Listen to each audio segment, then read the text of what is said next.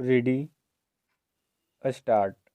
अब bird flu की आहट कोविड-19 और उसके नए स्ट्रेन के भारत पहुंचने को लेकर देश की चिंताएं अभी थमी भी न थीं कि बर्ड फ्लू से जुड़ी खबरों ने देशवासियों को एक नई उलझन में डाल दिया है।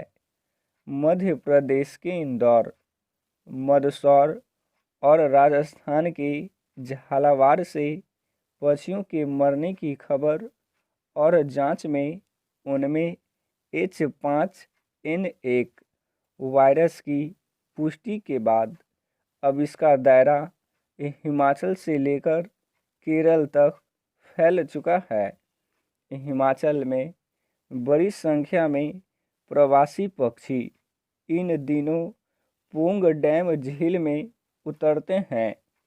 अब तक वहां लगभग 1800 ऐसे पक्षियों के मरने की सूचना है। केरल में अलपुझा और कोट्टायम जिलों में मृत बतखों में H5N1 की पुष्टि के बाद सभी जिलों को अलर्ट कर दिया गया है।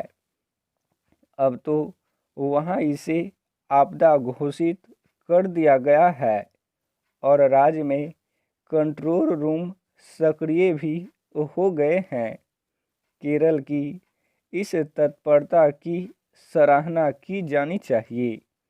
अपनी इसी सजगता के कारण वह कोविड-19 के मामलों में भी मृत्यु दर को थामने में बहुत हद तक सफल रहा है। बर्ड फ्लू कोई नई आपदा नहीं है, लेकिन इसकी प्रकृति को देखने हुए यह वक्त बहुत खतरनाक है। यह वायरस कितना घातक है, इसका अंदाज़ा इसी बात से लगाया जा सकता है कि इंसान के इससे संक्रमित होने के बाद मृत्यु दर लगभग 60% आंकी गई है। इंसान से इंसान में आसानी से संचरण की प्रकृति भी इसको खतरनाक बनाती है। इसलिए विश्व स्वास्थ्य संगठन दुनिया भर के देशों को इसे लेकर आगाह करता रहता है कि ऐसी कोई भी नौबत सार्वजनिक स्वास्थ्य के लिए बेहद गंभीर साबित होगी। संतोष की बात है, अभी पोल्ट्री फार्म के स्तर पर किसी तरह के संक्रमण की सूचना नहीं मिली है, मगर केंद्र समेत तमाम राज्य सरकारों को अपनी निगरानी बढ़ानी होगी। स्वाभाविक रूप से सर्दियों में पोल्ट्री उत्पादों की खपत काफ़ी बढ़ जाती है और ऐसे में कोई भी लापरवाही बाहरी साबित हो सकती है। वैसे भी जिस मोड़ पर दुनिया खड़ी है, वहाँ इलाज से बेहतर एहतियात का सूत्र ही अभी कारगर साबित हो रहा है। किसी भी प्रकार की दस्तक में आए बिना सरकार और तंत्र के लिए यह जरूरी है कि लोगों को बर्ड फ्लू के बारे में जागरूक किया जाए। WHO के मुताबिक यदि पोल्ट्री उत्पादों को 70 डिग्री सेल्सियस से अधिक तापमान में अच्छी तरह से पकाकर खाया जाए तो वह भोजन सुरक्षित है। कच्चे या पके मांसाहार के लिहाज से यह वायरस विशेष रूप से चिंताजनक है। भारत में भी खान पान के मामले में नित्य नए नए प्रयोग होने लगे हैं, इसलिए सावधानी की ज़रूरत अब पहले से कहीं ज़्यादा है।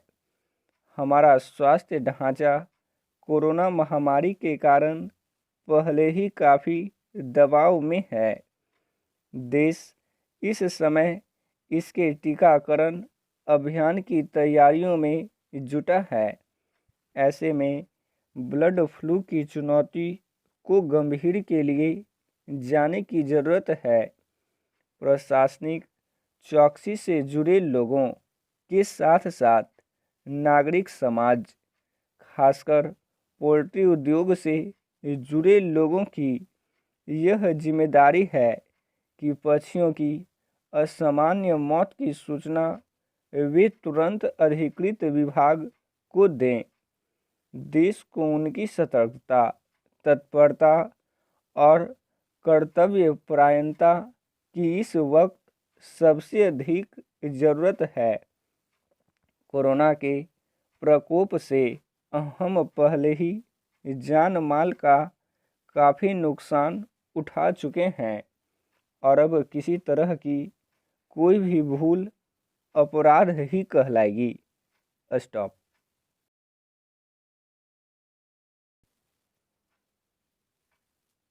Ready, start.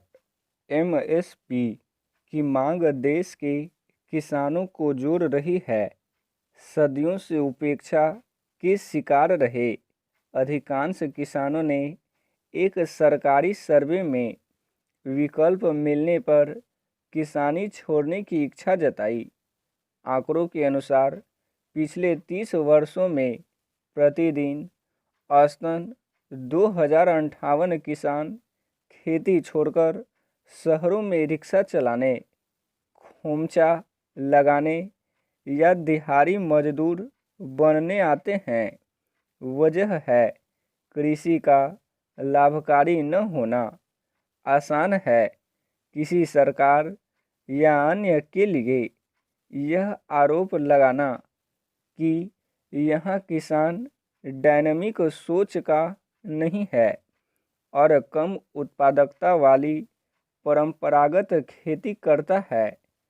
सच है कि वैश्विक बाजार तो छोड़िए, देश में भी किसानों के लागत मूल्य से कम पर विदेश से वे उत्पाद मिल सकते हैं, लेकिन यह भी सच है कि उसके साथ लगातार धोखा हुआ है। आज़ादी के पहले दशक में कृषि में जो सरकारी निवेश जीडीपी का 18% था, आज मात्र 7.6% है। अंग्रेज़ों ने 1947 तक अगर इस क्षेत्र में एक पैसा भी निवेश किया तो हम उन्हें बुरा भला कहते हैं, लेकिन अब अन्नदाता के लिए नीति निर्धारण में कटौती क्यों? गेहूं धान की उत्पादकता में भारत का स्थान अन्य देशों के मुकाबले 50वां है। कम उत्पादकता का कारण है कृषि संबंधित उपयुक्त टेक्नोलॉजी का विकास न करना। सिंचित खेती मात्र 42% क्षेत्र में होती है। बाकी कृषि इंद्रदेव के भरोसे। कृषि शोध पर सरकार का खर्च जीडीपी का मात्र 0.37% खर्च है। रासायनिक खाद में दी जाने वाली लगभग 90,000 करोड़ रुपए की छूट में डीजल पर 42.19 रुपये प्रति लीटर टैक्स, कृषि संयंत्र व कीटनाशक पर मिलने वाले जीएसटी के रूप में सरकार आधे से ज़्यादा वापस ले लेती है। किसान से आढ़तिया जो गेहूं 15 रुपये किलो में खरीदता है, वह ब्रांडेड आटे के रूप में 35 से 40 रुपये में और 5 रुपये किलो का आलू ब्रांडेड चिप्स के रूप में 400 रुपये में बिकता है। किसान का बेटा भी यह बना सकता है अगर पूंजी हो।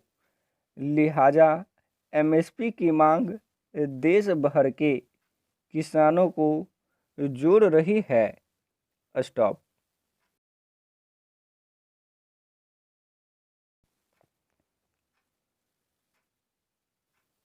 Ready start. दोहरी चुनौती। विश्व के तमाम देश पिछले करीब साल भर से कोरोना महामारी से जूझ रहे हैं। लंबे समय तक इसकी मार झेलने के बाद अब जाकर कुछ उम्मीद इसलिए बन रही है कि इससे बचाव के लिए टीके तैयार होकर सामने आ रहे हैं। जाहिर है, महामारियों के इतिहास में इसे एक बड़ी उपलब्धि के तौर पर देखा जा रहा है, क्योंकि टीके के निर्माण में परीक्षणों के कई चक्र की वजह से आमतौर पर कई साल लगते हैं। मगर इस बार चिकित्सा विज्ञान के विशेषज्ञों ने अपेक्षया काफ़ी कम समय में टीका तैयार कर लिया। निश्चित रूप से इस मोर्चे पर गंभीर चिंता से दो चार दुनिया को बड़ी राहत मिली है, मगर एक नई निराशाजनक और चेतावनी से भरी खबर यह आई है कि कुछ दूसरे देशों सहित हमारे देश के कुछ राज्यों में भी बर्ड फ्लू तेज़ी से फैलने लगा है। हालांकि इस बुखार का वायरस आमतौर पर कई तरह के पक्षियों और संक्रमित करता है, लेकिन मनुष्य इससे पूरी तरह सुरक्षित नहीं है। संवेदनशील परिस्थितियों और मामूली लापरवाही की वजह से कोई मनुष्य इस वायरस के संपर्क में आ जाए तो उसे गंभीर खतरे का सामना करना पड़ सकता है। गौरव तलब है कि मध्य प्रदेश, हिमाचल प्रदेश, राजस्थान और केरल जैसे राज्यों में बर्ड फ्लू का संक्रमण फैलने की खबरें हैं। हरियाणा में भी इस नए खतरे का असर इस रूप में सामने आया है कि पिछले दिनों पंचकुला में बरवाला के पोल्ट्री फार्म में करीब 1 लाख मुर्गियों की मौत हो गई। हिमाचल प्रदेश के पूंग बांध झील अभयारण्य में अब तक लगभग 1800 प्रवासी पक्षियों की मौत हो गई। इसके अलावा राजस्थान के कई जिलों सहित मध्य प्रदेश से भी पक्षियों के नमूनों की जांच के बाद बर्ड फ्लू की पुष्टि हुई। केरल के कोट्टयम में 1500 बतखों की मौत के बाद कई जिलों में सतर्क रहने की चेतावनी जारी की गई है। जाहिर है, एक साथ कई राज्यों में बर्ड फ्लू के संक्रमण में तेजी के मद्देनजर हालात को गंभीर कहा जा सकता है। अफसोस यह है कि अभी दुनिया के सभी देश कोरोना के झटके का ही सामना कर रहे हैं और इससे बचाव के उपाय नज़दीक होने के बावजूद खुद को सुरक्षित नहीं पा रहे हैं। इस बीच बर्ड फ्लू ने एक नई चिंताजनक स्थिति पैदा कर दी है। दरअसल बर्ड फ्लू के नाम से ख्यात यह बीमारी एवियन इन्फ्लुएंजा वायरस H5N1 के जरिए फैलती है। यूँ मुख्य रूप से इसका असर पक्षियों में देखा गया है और मनुष्य के जीवन पर अब तक इसका कोई बड़ा खतरा सामने नहीं आया है। मगर इसका कारण यह है कि पिछले करीब 2.5 दशक के दौरान इसके संक्रमण के गंभीर होने के साथ शुरुआती दौर में ही इससे बचाव के पुख्ता इंतजाम किए गए।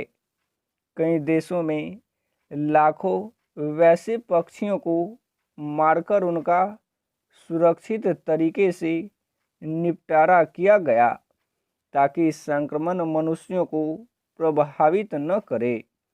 हालांकि अब तक मनुष्यों पर सीमित असर के बावजूद इसकी गारंटी नहीं है कि आने वाले दिनों में इस वायरस के खतरे से मनुष्य बचा रहेगा। यह ध्यान रखने की ज़रूरत है कि इस वायरस के संक्रमण से सांस लेने में परेशानी, कफ, सिर और मांसपेशियों में दर्द, गले में सूजन आदि कई लक्षण उभर सकते हैं। फिलहाल जिस कोरोना वायरस ने समूची दुनिया को फिक्र में डाल रखा है, उसकी चपेट में आने पर भी इसी तरह के कुछ मुख्य लक्षण देखे गए हैं। जाहिर है, मौजूदा मुश्किल समय में बर्ड फ्लू का खतरा दोहरी चुनौती की शक्ल में सामने आया है और इससे निपटने के लिए ज़रूरी कदम उठाए जाने चाहिए। स्टॉप।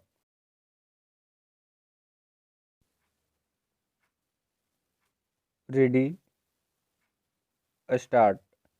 गतिशील अर्थव्यवस्था बीते कुछ महीनों से महामारी के असर से मंदी में फंसी हमारी अर्थव्यवस्था उबरने लगी है। चालू वित्त वर्ष की पहली और दूसरी तिमाहियों के बड़े झटकों के वर्षक आर्थिक की मौजूदा गति अनुमानों से कहीं अधिक है। विशेषज्ञों की आम राय है कि अगला वर्ष बेहतर होगा और सकल घरेलू उत्पादन की संभावित दर इंगित कर रही है कि सबसे खराब दौर पीछे रह गया है। यह सही है कि महामारी से पहले जैसी बढ़ोतरी के स्तर पर पहुंचने में कुछ देर लगेगी, लेकिन वर्तमान के तमाम सूचक यही संकेत कर रहे हैं कि अर्थव्यवस्था के आधार मजबूत हैं। महामारी के भयावह दिनों में लॉकडाउन की मजबूरी की वजह से तमाम आर्थिक गतिविधियां थम गई थीं। उन्हीं दिनों प्रधानमंत्री नरेंद्र मोदी ने आत्मनिर्भरता का आह्वान करते हुए घरेलू उत्पादन और मांग बढ़ाने पर जोर दिया था। अर्थव्यवस्था को पटरी पर लाने तथा प्रभावित क्षेत्रों को मदद करने के लिए केंद्र सरकार 3 चरणों में लगभग 30 लाख करोड़ रुपए के राहत पैकेज की घोषणा कर चुकी है। कल्याण कार्यक्रमों के जरिए समाज के गरीब व वंचित वर्गों को हर संभव सहायता मुहैया कराई जा रही है। इन उपायों की वजह से ही इस भयावह समय में देश में कोई मानवीय संकट पैदा नहीं हो सका। अब देश की निगाहें आगामी बजट पर है। केंद्रीय वित्त राज्य मंत्री अनुराग ठाकुर ने कहा है कि सरकार मैन्युफैक्चरिंग और निर्यात बढ़ाने की दिशा में पहलकदमी कर रही है। ये कदम प्रधानमंत्री के आत्मनिर्भर भारत के संकल्प को साकार करने के क्रम में उठाए जा रहे हैं। महामारी और भू राजनीति के संदर्भ में चीन से दुनिया का भरोसा उठने लगा है। अंतर्राष्ट्रीय उद्योग और वित्त बाजार तथा विभिन्न देश चीन पर आश्रित वैश्विक आपूर्ति श्रृंखला में बदलाव चाहते हैं। साल 2020 ने वैश्विक अर्थव्यवस्था के स्वरूप को भी बदल दिया है। ऐसे में भारत एक महत्वपूर्ण विकल्प के रूप में सामने है। व्यापक घरेलू बाजार होने के साथ श्रम, संसाधन तथा समुचित नीतियों की उपलब्धता भी भारत में है। अर्थव्यवस्था को आगे बढ़ाने के लिए निर्यात में बढ़ोतरी जरूरी है। यदि भारत में निर्माण और उत्पादन में वृद्धि होती है तो निर्यात भी बढ़ेगा और हमारा व्यापारिक घाटा भी कम होगा।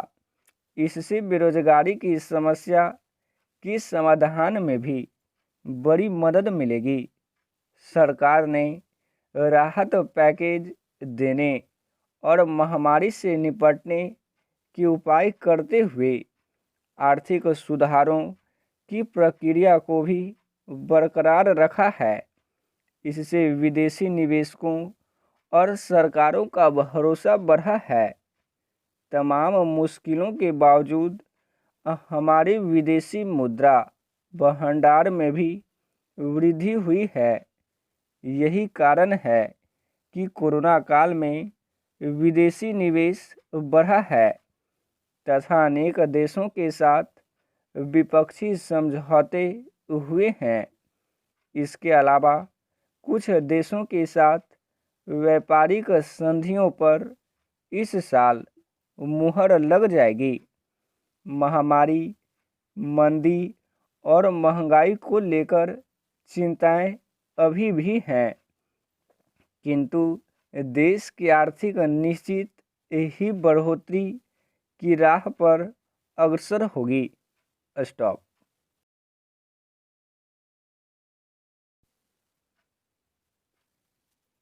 Ready, start. नवनिर्माण को मंजूरी। नए संसद भवन के निर्माण से संबंधित सेंट्रल वेसिटा परियोजना को सुप्रीम कोर्ट की मंजूरी से यही सिद्ध हुआ कि इस प्रोजेक्ट को लेकर जताई जा रही आपत्तियों में कोई दम नहीं था और उसे रोकने के लिए दायर की गई याचनाएं संकीर्ण इरादों से प्रेरित थीं। कायदे से ऐसी याचिकाओं पर गौर ही नहीं किया जाना चाहिए, अन्यथा सरकार के हर फैसले के खिलाफ अदालत का दरवाज़ा खटखटाने की प्रवृत्ति को और बल ही मिलेगा। यह ठीक नहीं कि बीते कुछ समय से सरकार के प्रत्येक निर्णय को सुप्रीम कोर्ट में चुनौती दी जाने लगी है। सेंट्रल विस्टा परियोजना के खिलाफ एक नहीं कई याचनाएं दायर की गईं।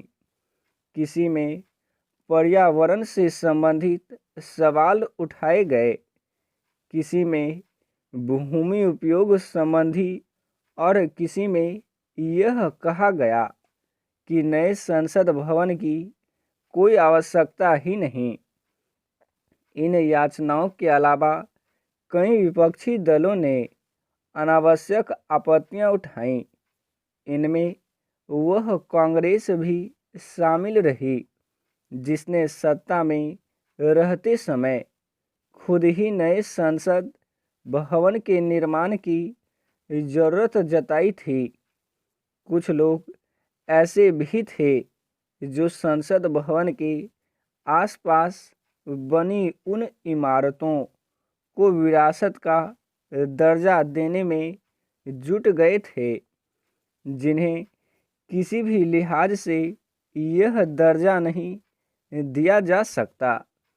सेंट्रल विस्टा परियोजना को लेकर राजनीतिक दलों के अलावा कुछ पूर्व नौकरशाहों ने भी महज विरोध के लिए विरोध जताने का काम किया था। हैरत नहीं कि अब वे यह कहकर अपने को सही ठहराने की कोशिश करें कि सुप्रीम कोर्ट की 3 सदस्यीय पीठ के एक सदस्य ने बहुमत से दिए गए फैसले के विपरीत राय व्यक्त की। जो भी हो, इसकी अनदेखी नहीं की जा सकती कि बहुमत से दिया गया फैसला अलग राय व्यक्त करने वाले न्यायाधीश के निष्कर्षों की काट ही करता है। आशा है सुप्रीम कोर्ट के फैसले के बाद सेंट्रल विस्टा परियोजना का काम तेजी से आगे बढ़ेगा और वह तय समय में पूरा होगा। नए संसद भवन की आवश्यकता केवल इसलिए नहीं थी कि वह पुराना पड़ चुका था, बल्कि इसलिए भी थी कि मौजूद संसद भवन भविष्य की ज़रूरतों को पूरा करने में सक्षम नहीं था।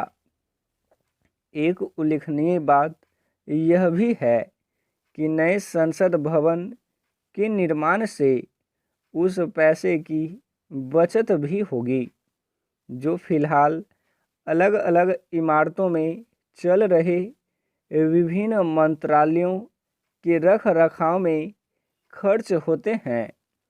नए संसद भवन कार्य संस्कृति सुधारने में भी सहायक साबित होगा।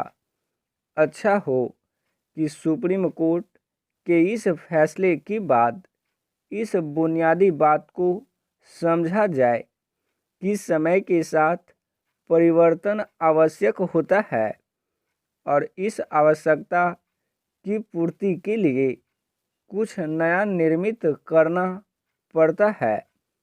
स्टॉप।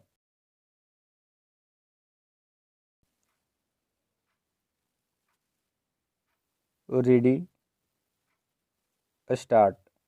फिर आया बर्ड फ्लू। सतर्कता जरूरी। कोरोना महामारी ने पहले ही लोगों के जीवन में उथल पुथल मचा रखी है।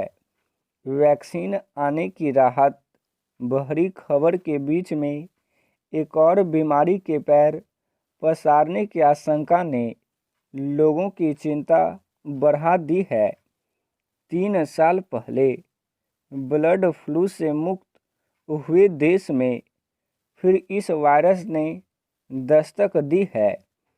राजस्थान, मध्य प्रदेश, हिमाचल प्रदेश व केरल समेत देश के अन्य राज्यों में इसकी चपेट में आकर हजारों परिंदे मौत के मुंह में समा गए हैं।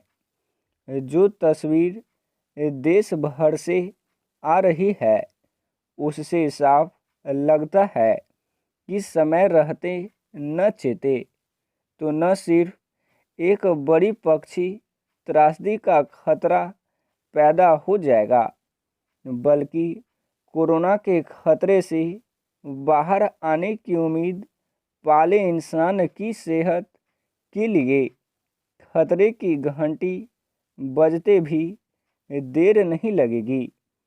वजह यह है कि बर्ड फ्लू के वायरस बेहद खतरनाक होते हैं और ये इंसानों को भी नुकसान पहुंचा सकते हैं। हालांकि इसकी संक्रमण का प्रारंभिक अवस्था में पता चलने पर आसानी से उपचार संभव है, फिर भी एहतियात मरे हुए और संक्रमित पक्षियों से दूर रहना आवश्यक है। बर्ड फ्लू के खतरे को देखते हुए प्रभावित राज्य अपने स्तर पर अलर्ट जारी कर चुके हैं।